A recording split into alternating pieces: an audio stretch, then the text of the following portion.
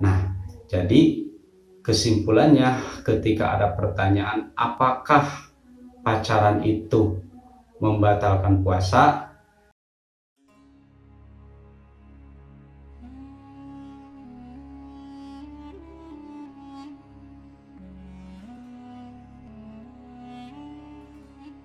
Bismillah, alhamdulillah, wassalatu wassalamu ala rasulillah wa ala alihi wa sahbihi wa mawalah, amma ba'du.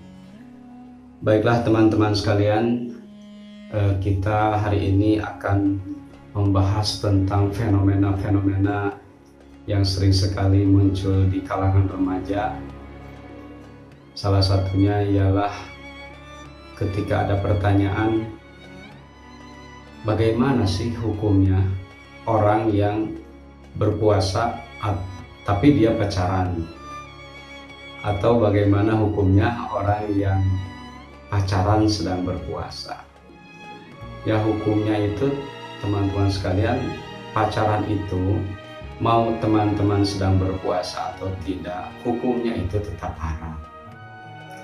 Nah, mungkin yang di sini dipertanyakan apakah pacaran itu membatalkan puasa atau tidak, ini ya. Nah, pertama-tama kita mulai dengan hadis Nabi. Qala alaihi salatu wassalam, kamin shaimin laisa lahu min siyamihi illa ju'a wal 'atsh. Ini Nabi Muhammad SAW bersabda, banyak sekali orang yang berpuasa tidak ada yang mereka peroleh kecuali rasa lapar dan dahaga.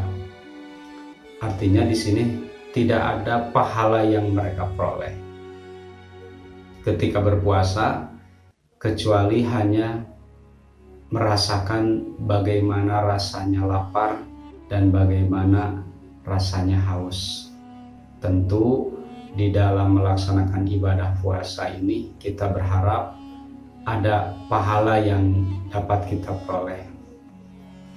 Selanjutnya Nabi bersabda, rawa Anas anin Nabi sallallahu alaihi wasallam.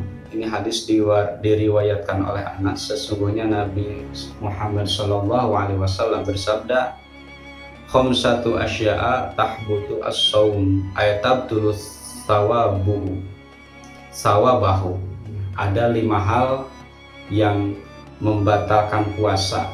Maksud membatalkan di sini 5 rawa Anas anin Nabi sallallahu alaihi wasallam annahu qala.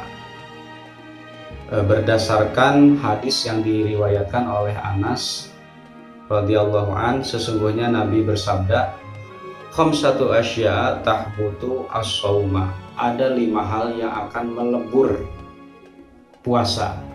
Maksud melebur di sini ayatabdulu sawabahu, membatalkan pahala puasa, menghilangkan pahala puasa. Apa saja 5 hal tersebut?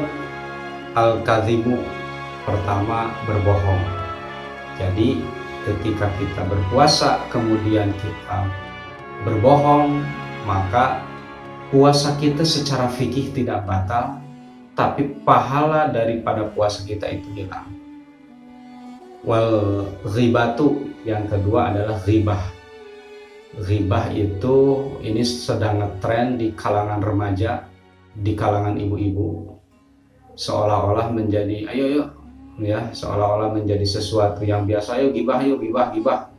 Padahal ketika kita melaksanakan gibah saat berpuasa, maka ghibah tersebut akan menghilangkan pahala puasa.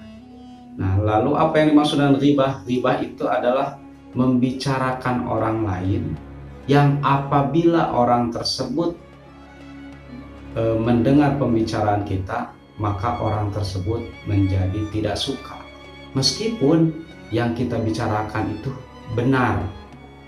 Misalnya kita mengatakan kepada teman kita, si itu mah kelakuannya gini, gitu, ya seperti itu.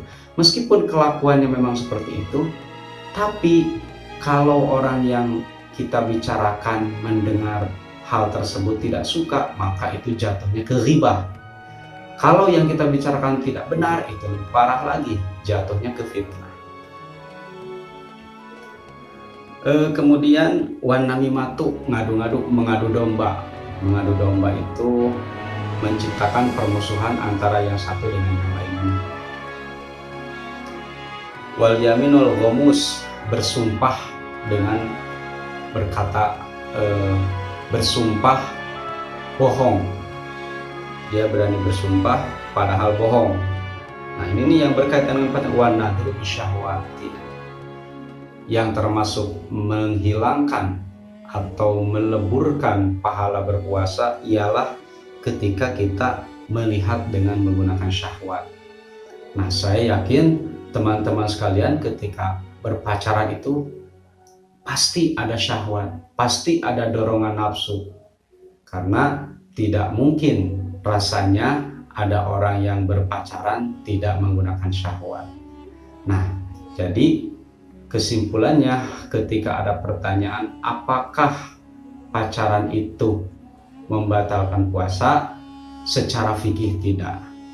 Tapi apakah pacaran itu akan melebur atau menghilangkan pahala puasa? Jawabannya iya, berdasarkan hadis Nabi yang diriwayatkan dari sahabat Anas.